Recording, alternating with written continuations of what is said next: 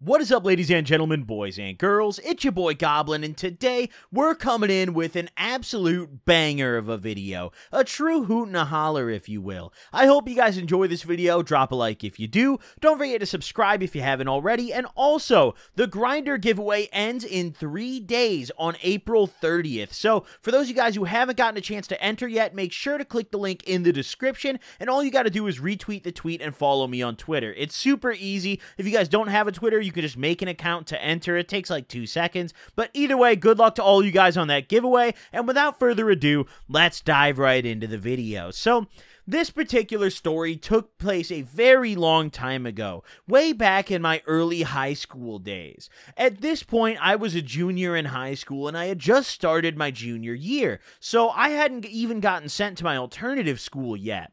Now, at this point, I was doing DXM here and there. I wouldn't say I had just started my year. I was a bit, like a few months into it. It was cold out, but either way, I had just recently gotten into doing DXM, and I went through a very brief stint of abusing cough medicine, mainly out of desperation. It was one of those substances where it was really easy to go steal, and if you didn't steal it, it was still really cheap. So when I would often find myself out of money for weed or other things I was doing at the time, like Xanax, cold meds were typically where I would end up going to get high. Now, on this particular day, I went about my normal routine. I ended up walking over to the Walgreens that was near my mom's house, and I would go in here all the time and absolutely ransack their medicine section. In particular, their triple Cs. Now, triple Cs are a substance that I don't know, there's no, like, do they still even sell those? I don't really pay much attention to the DXM section at the store nowadays, but those have to be, at least when I was younger, the most stolen item in the medicine section. I mean, like, you would go, and there would be, like, maybe one box left if you were lucky. You go, and they'd be all out. You'd be like, oh, man, they got them all, dude. Gotta go to the next store. No one is actually buying that garbage. It's like a terrible cough medicine. It was almost made to be abused. I mean, it's awful. But the good thing about triple Cs were that the only active ingredient in them was DXM, and each pill had, if I remember correctly, 30 milligrams of it, which is a very generous amount, considering the whole box had quite a few in them. Nowadays, I honestly don't remember how many triple Cs come in a box, but I want to say it's like 20, maybe, if I remember correctly. It might be, I don't know, but either way, that's beyond the topic here.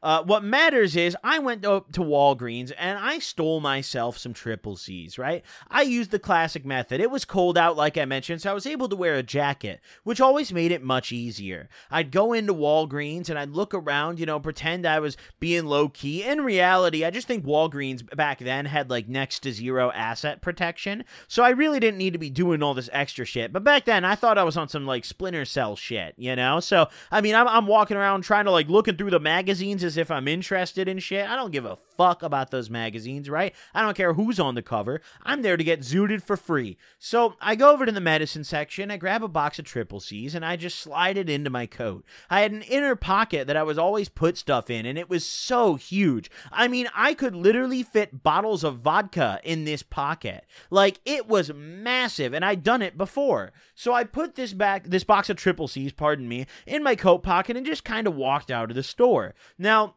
eventually, I did get caught stealing from this Walgreens and told to never come back, but I mean, they never officially banned me, so I totally came back, but that's a story for a different day. So, I got this box of triple Cs and I walked back home, and, I had next to no plans for the day. My mom wasn't going to be home from work for a while, it was a weekday, and I had no one to go out and hang out with, and I had no money to my name to get some weed, so even if I did go out, I wouldn't be doing much. Now, for those of you guys who have maybe never done, DXM, or you don't really dabble in it, triple Cs, for reference, are a medicine called quercetin cough and cold. Now, I just wanted to get that out there, spread the information, but either way, now that that disclaimer is set aside, let's move forward. So I got home with my box of triple Cs, and, like I just mentioned, I didn't really have anything to do, so I immediately busted open the box, and I popped 10 of these bad boys, which was more than I would usually take. My normal dose was anywhere anywhere from 6 to 8. I found that that was a sweet spot, but on this evening I was like, fuck it, and I took 10. Now it was like 5 p.m. at this point, and my mom wasn't going to get home for another few hours, so I was chilling out, and not even 30 minutes after taking them, I started getting really queasy. I was also starting to feel that come-up feeling a little bit, that real lightheaded feeling, almost like you're inflating like a balloon. The come-up of DXM is something that I haven't felt in a long time, but it also was something that felt very unique. I mean, it really did make me feel kind of stupid and disoriented. It was a come-up that wasn't that great, but I started to feel nauseous, really nauseous. So I went to the bathroom, and I actually ended up throwing up a little bit. Now, this did kill my come up a bit. However, I should have waited longer and seen if I was still going to get high, because I definitely would have. However, me being young and stupid at the time, that's not what I did at all. Once I threw up, I figured like, oh, there's no way. And I didn't throw up very much either. I held most of it down. I just puked a little bit. But I figured, I was like, oh, I'm not going to get as fucked up. I got to take some more of these.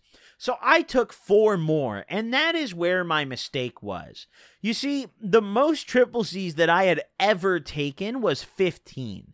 This was the second most that I had ever taken, but in my head, I didn't really classify it as taking 14 this time, because I'd figured I'd thrown up quite a bit. So I was like, well, I'll take another 4, see how I feel. Maybe I'll take more later if I need it. I would not end up needing more. I went back to my room and I chilled out, and I was just kind of sitting at my computer playing some video games, and maybe another 30 minutes went by and I was coming up to the moon. Now, DXM is an interesting one because when you take a fairly heavy dose of it like I just had, for reference, 14 triple C's is about 420 milligrams of DXM. I'd thrown up a little bit, so maybe take some out of that, but nevertheless, that's a generous dose, and for me at the time, that was enough to get me sent to Jupiter. So I started coming up intensely. My visuals, it was almost like everything around me looked a little bit fuzzy in a way. Obviously, it's in no way like acid or shrooms. Things are not moving. There's not necessarily patterns on things. But I find that DXM does definitely have a visual effect in higher doses, and it's kind of strange. The best way I can describe it is it almost just looks like a filter in Adobe After Effects or something has been applied to your vision where everything's a little grainy almost. It's a really strange feeling, and I'm not necessarily sure if I like it, quite honestly. But DXM was also never something I did for the visuals. It was just something I did to feel not sober, because at the time, that was always the objective, every day, baby. So I started coming up really hard, and that lightheaded feeling, that lightness, was getting overwhelming to the point where it was uncomfortable. I started feeling this tingle going through me, and I was like, fuck, dude. So I went and I laid in bed, and I chilled out for a little bit. Now, at this point, it was maybe 7 p.m., and my mom was going to be home in maybe an hour. So I realized that if I wanted to leave the room and do anything else, maybe go out and smoke a cigarette, because at the time I was smoking cigarettes, and I had to do it now. So that's what I did. I went out on my balcony, right? I lived on a second-story condo, so I went out to my balcony, and I smoked a cigarette and just kind of hung out for a bit.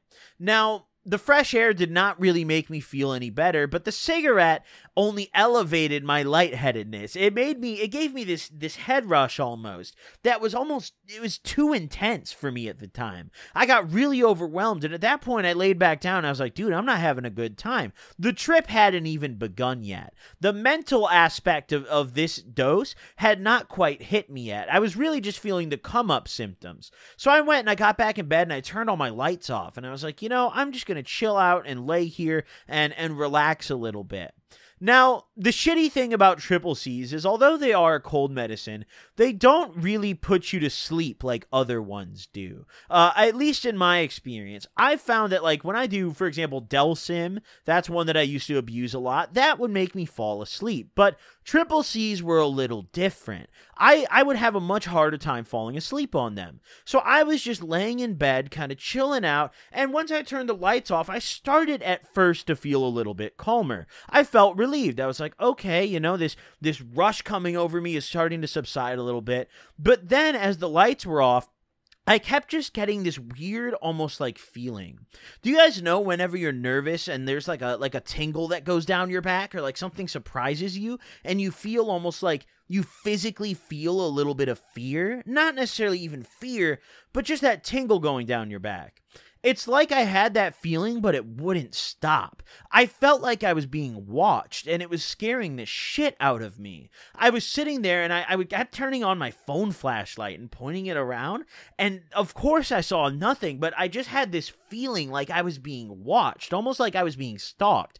I was tweaking the fuck out at this point, and really quickly, the mental aspect of this was starting to catch up with me and overwhelm me. I kept turning my lights on eventually, because I was convinced that the flashlight wasn't enough, because whatever was watching me was just getting out of the way of it. So I kept turning on the light, and of course I wouldn't see anything when I turned the light on. But then once I turned the light on, I didn't want to keep it on, because I kept getting overwhelmed with all the shit around me. I was like, dude, I don't know, the light off, it's cooler in here, it feels nice, I like the light off. But then I was just stuck in this almost loop of just like turning the light on, nothing's there, turn it back off, now I'm fucking tweaking. And it was an absolutely awful experience.